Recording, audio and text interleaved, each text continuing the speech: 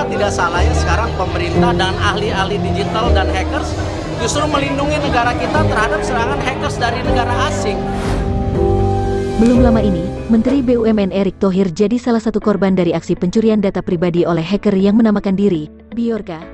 Data pribadi yang dibocorkan meliputi nik, nama lengkap, nomor ponsel, nomor kartu keluarga, alamat rumah, pendidikan, golongan darah hingga nomor vaksin Erick Thohir.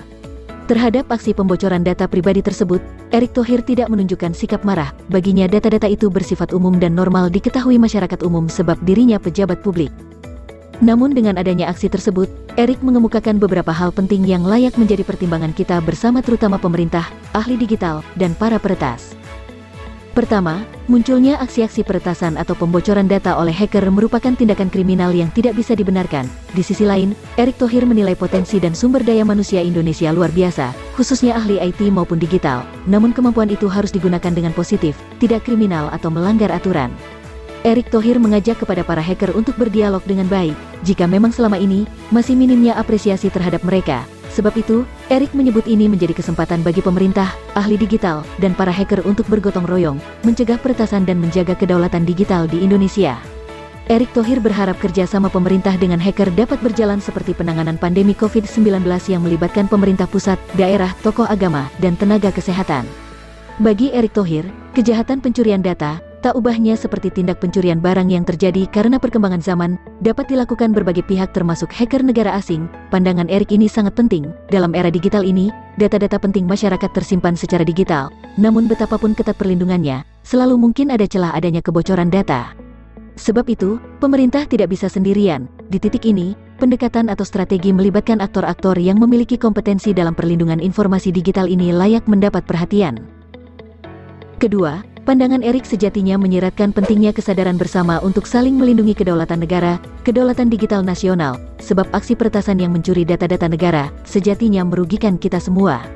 Kita semua patutnya marah terhadap aksi peretasan tersebut. Peretas menginjak-injak kedaulatan negara, atau kedaulatan digital nasional di satu sisi, dan sisi lain memanfaatkan data-data pribadi kita untuk berbagai kepentingan mereka. Dengan kata lain, kalau sudah suatu negara, atau pejabat-pejabat publik yang diserang atau dipermainkan oleh peretas, secara tidak langsung itu menegaskan bahwa kita semua bisa jadi korban. Ketiga, pandangan Erick Thohir tentang kedaulatan digital nasional sejatinya adalah seruan terutama kepada kita semua supaya tidak saling menjatuhkan satu sama lain. Disadari atau tidak, Indonesia ini sejatinya punya banyak SDM yang memiliki kompetensi di bidang keamanan digital, peretasan, hacker kelas wahid atau yang masih amatiran. Kepada semua aktor dengan kompetensi ini, sejatinya bisa berkolaborasi bagaimana melindungi kedaulatan digital nasional. Bukankah lebih baik bersama-sama melindungi negara daripada sekedar saling unjuk kemampuan membocorkan data-data negara? Bukankah lebih dirasakan manfaatnya dengan berkolaborasi demi melindungi data-data penting seluruh rakyat Indonesia?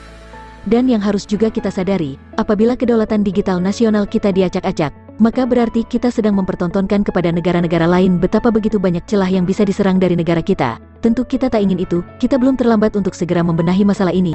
Pandangan dari Erick Thohir layak menjadi pertimbangan kita semua. Salam kedaulatan digital nasional.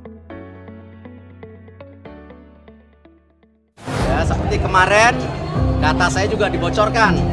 Nomor teleponnya, agama saya Islam kemarin dibocorkan, orang tua saya Muhammad Thohir. Cuman dari catatan sedikit, cuman lulusnya kemarin SMA, mesti universitas. Tapi hal itu ya data-data pribadi yang memang dibuka. Tentu saya tidak marah, karena itu merupakan data-data yang secara normal sebagai pejabat publik. Ya, tetapi tentu kita harus saling menghargai, ya, karena data-data itu ada yang memang juga tidak layak untuk dipublikasi. Justru bagaimana kita justru membangun bangsa kita, justru kita harus bekerja sama.